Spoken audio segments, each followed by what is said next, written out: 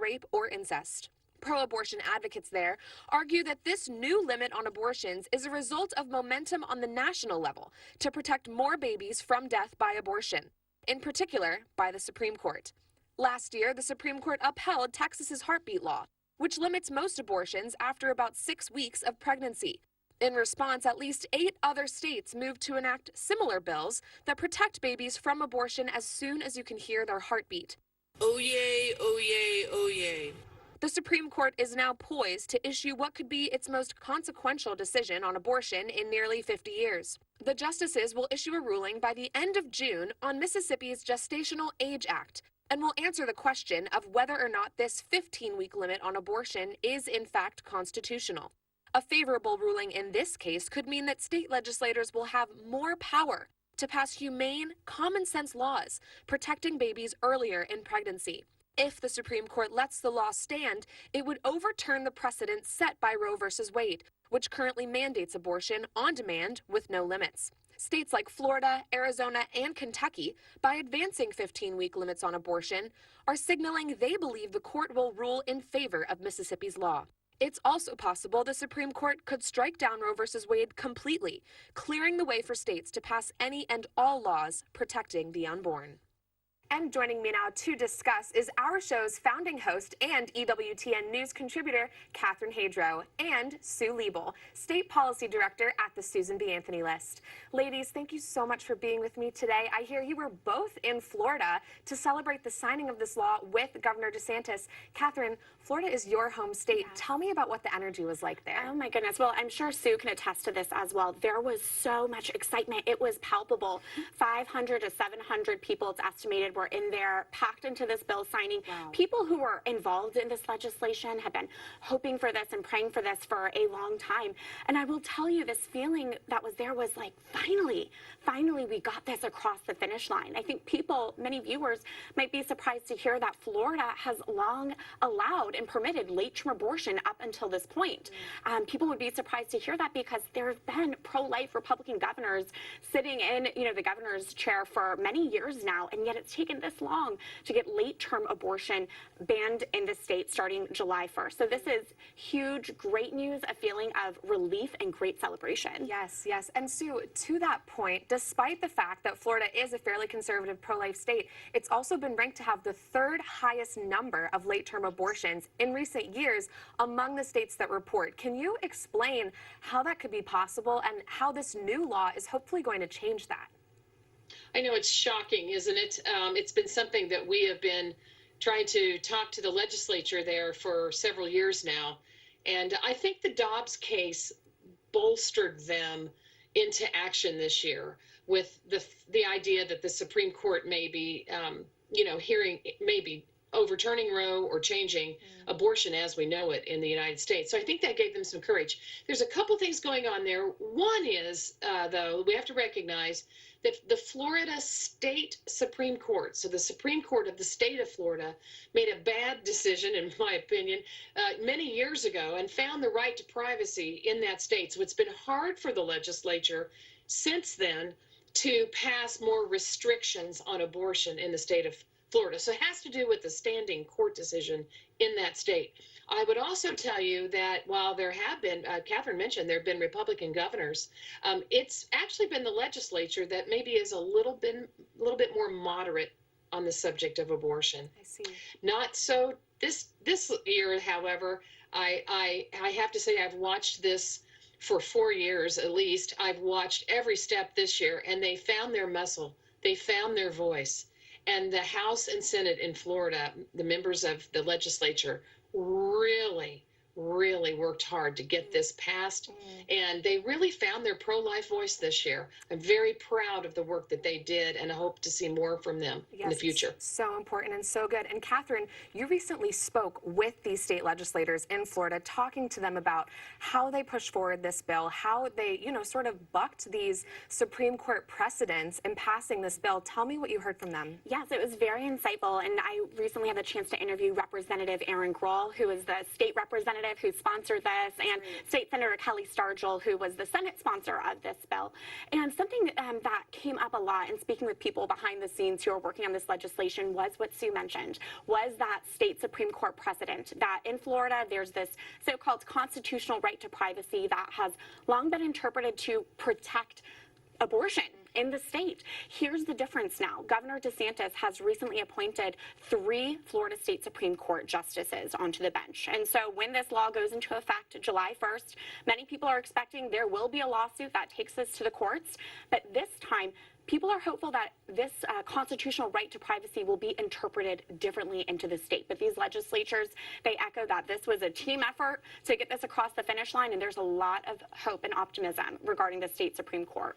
Love it. And Sue, could you speak to the role of state legislators as a whole on this issue of abortion? How does the work that these legislators do in states like Florida, Arizona, Mississippi, how does it impact the national conversation? Actually, what a lot of people may not realize is it impacts the actual conversation itself. You know, Roe versus Wade, we all think about the United States Supreme Court, but if they overturn that, they'll give it back to the states, and it will be, in fact, the state legislators who will be making this decision. That is the legislative body, the lawmaking body of every state. So the state legislators, and as you've noticed in Florida and these other states that you've mentioned, they've already thrown down the gauntlet and started going right after Roe versus Wade. So we've got heartbeat bills, we've got trigger laws, we've got all kinds of bans of discrimination and folks with disabilities. We have been pushing for the past few years. You can tell it's not settled, but it will be at the state legislature level, where each state then would need to decide if it's going to make abortion legal or illegal after Roe versus Wade goes down. Right. And what's really notable, what both of you are saying, is that despite the fact that we're still waiting for a decision in the Dobbs case, states are passing pro-life laws left and right. I want to ask you both briefly just about this culture change that we're seeing. What do you think the future is going to look like in America when it comes to abortion? Well, I think that you're already starting to see states take a side and prepare if Roe is overturned. And so, unfortunately, there are states that are doing just the opposite, that are making it more legal and more accessible and paid for by taxpayer dollars. It's just shameful. Then there are the states that we've been talking about that would be limiting or completely outlawing abortion. And so the other thing that I wanted to mention that I'm seeing states doing, besides choosing sides, is they're also starting to enhance or support or give more funding to services for women and babies and children and families. So they're realizing that if they do overturn Roe, that they want in their state to be able to be supportive of family formation and for good health and safety for women and children. And Catherine, we have about a moment left, but I want to hear from you on Yes, this. just to echo on that, it's going to vary state by state. Every state is going to look differently. It's about to be a whole new world, this possible post-Roe world landscape that the pro-life movement needs to be prepared for, which makes your work all the more important, Prudence, and also Sue's work at the state level. Yes. Well, thank you so much, ladies, for joining me today. Catherine Hadro of EWTN News and Sue Liebel of the Susan B. Anthony List. Thank you. Thank you. An update from D.C. Mayor Muriel Bowser gives no indication that the city medical examiner intends to perform an autopsy on the remains of the 5 aborted babies found by members of the progressive anti-abortion uprising. Pro-life Republican lawmakers on Capitol Hill called on the D.C. mayor to investigate the death of the children whose bodies were handed over to the D.C. Metropolitan Police a few weeks ago. Mayor Bowser instead issued a letter saying that one of the pro-life advocates, not the abortionist who is brutally killing babies each day, may have broken federal law. Senator James Lankford of Oklahoma reacted to her response, writing, quote, Mayor Bowser thinks revealing the death of children is a crime, not taking the lives of children. Where are the babies? Coming up, a new report claims medical students should be learning how to be abortionists and that resources to do so are scarce. I speak out. Plus, a pro-life organization in Florida is preparing for its 24-hour fundraising event aimed at helping mothers in need. We have the details next.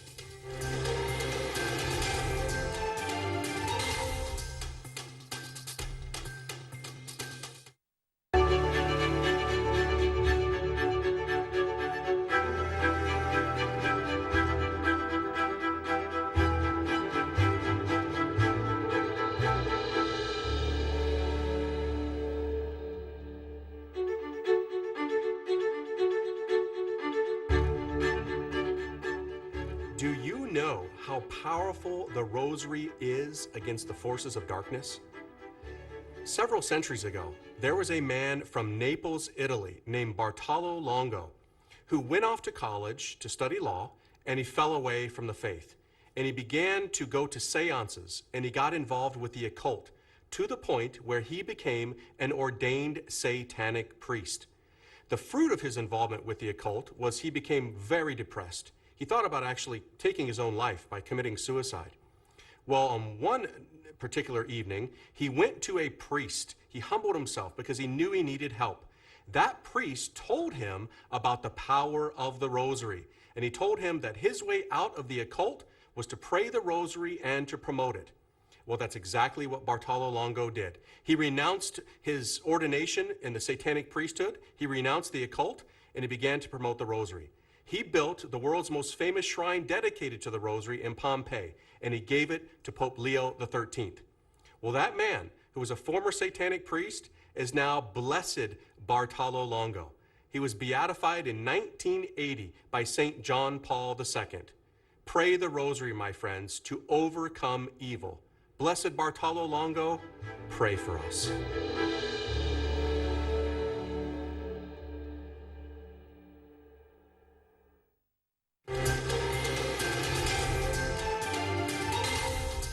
Welcome back to EWTN Pro-Life Weekly. I'm Prudence Robertson.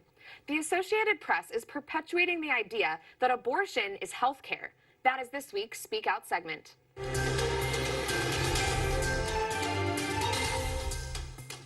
A recent AP article is titled "Abortion Training Under Threat for Med Students." The piece suggests that the recent surge in pro-life laws we have been discussing on this show has resulted in a lack of resources for budding med students who want to know how to perform abortions. The piece attempts to equate the killing of babies by abortion with real, necessary medical procedures, such as appendectomies and colonoscopies.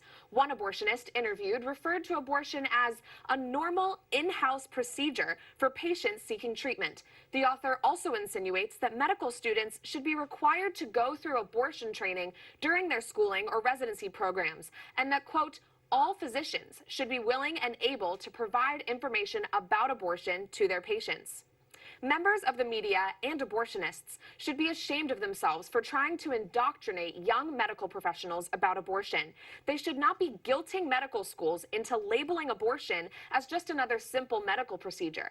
Many doctors have definitively stated that abortion is a complete violation of their Hippocratic oath to do no harm, because when caring for a pregnant mother, a doctor has two patients, mom and baby. The bottom line, abortion is not health care. A mandate to teach doctors how to perform abortions would be a mandate to kill the lives they are entrusted to protect.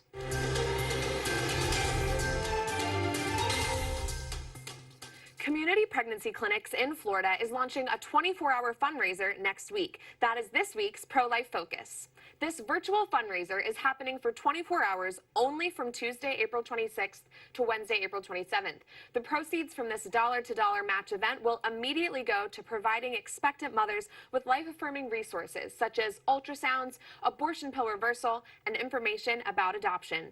You can join in the fundraiser on April 26th by going to www.supportcpci.com for instructions on how to donate. And joining me now to discuss this is Scott Baer, CEO of Community Pregnancy Clinics. Scott, thanks for joining us. Tell us about the work of Community Pregnancy Clinics in the Sunshine State. What is your statewide impact?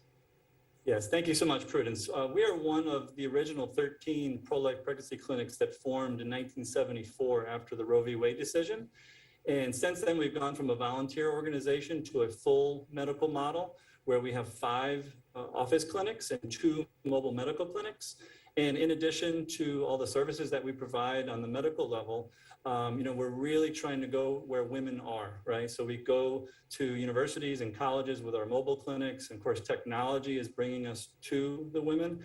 But also, we have a real good, strong presence at the University of Florida in Gainesville, where with Pam Stenzel, one of our staff is working with a SHARE program, sexual health and relationship education. Again, trying to go to where the women are. Planned Parenthood knows their market, and so do we. So it's the 15 to 24-year-old women that we're really trying to reach with our Mercy model. And give us some more information about this fundraiser that's happening next week. What would you say to someone who's considering donating to the cause? Yeah, I always say, if women feel lovable, they're going to be love able. And so we can't do what we do without support. And, we look at abortion is on the income side, but compassion is on the expense side. So everything we do is free. We provide 3 years of material services for the women after the baby's born. We walk with the woman. And of course, that takes resources. We know Planned Parenthood is well funded. I think there's maybe $400 billion given each year to charity. And unfortunately, the pro-life movement only gets a small fraction of that, while Planned Parenthood is getting lots of government dollars. So we're up against big pharma, big tech, big government, big university, and we're doing all we do with private donations. So people can go to supportcpci.com and make a donation. They can register in advance as well before then. That's wonderful. And can you speak a little bit about your personal role at community pregnancy clinics? What inspires you to work with this organization and to meet women where they're at, like you're saying? Yeah, so I'm the CEO. I've been on the job for 10 months. I came from an education background, and I always use Dietrich Bonhoeffer's famous quote when he said, "Silence in the face of evil is silence itself. God will not hold us blameless. To not act is to act, and to not speak is to speak." So again, we're just trying to be the arms and the hands and the voice of Christ for these women as they come to our doors. And I think it's probably the most important thing we can do in opposition to the greatest human rights abuse of our day. Amen. And I want to get your thoughts on the fact that abortion is a topic that's currently front and center in politics and in policy, going all the way up to the Supreme Court with the Dobbs case. How does this impact the work that you all are doing on the ground for the people of Florida each day? Absolutely. Yeah, we're blessed. HB 5 just passed here in Florida. A lot of people don't realize that Florida is we have the third most abortions in the country after California and New York. So this is really a hotspot for pro-life versus abortion activities. But again, the 15-week bill is great. We should celebrate. I thank Governor DeSantis and the state legislature that passed that. But as we know, 80% of all abortions happen before 15 weeks. So we can't keep our eye off the ball. We want to go to that, from conception to natural death, protecting life, and we're moving towards that. So it's an exciting time to be part of the pro-life movement. And last, I would just say, policy and law is really downstream from culture. And so this is a matter of the heart, and we're trying to go every day to reach the hearts and minds of those that we care for. And, that's how we're going to end abortion, one life at a time. And we have about a moment left. What would you say to a woman in Florida who finds herself pregnant and does not know where she should go? Yeah, I think the biggest thing we could say is that we are here, not only us, but other great organizations. There's so many resources out there to help you make the decision that's best for you and your baby. So don't make a decision without seeing what resources are available, because we're here for you, and other great organizations are here for you as well. And together we can walk through whatever crisis you're going through. Thank you, Scott, so much for speaking with us. A reminder to our viewers to go to www.supportcpci.com to donate during next week's fundraiser. And that does it for this edition of EWTN Pro-Life Weekly. I'm Prudence Robertson. Until next time, we'd love to hear from you. Find us on social media at EWTN Pro-Life on all social media platforms. Twitter, Facebook, Instagram, we're there. You can also send us a message by emailing prolifeweekly@ewtn.com. We love to hear from you. Remember, life is a gift. Your life is a gift. God bless.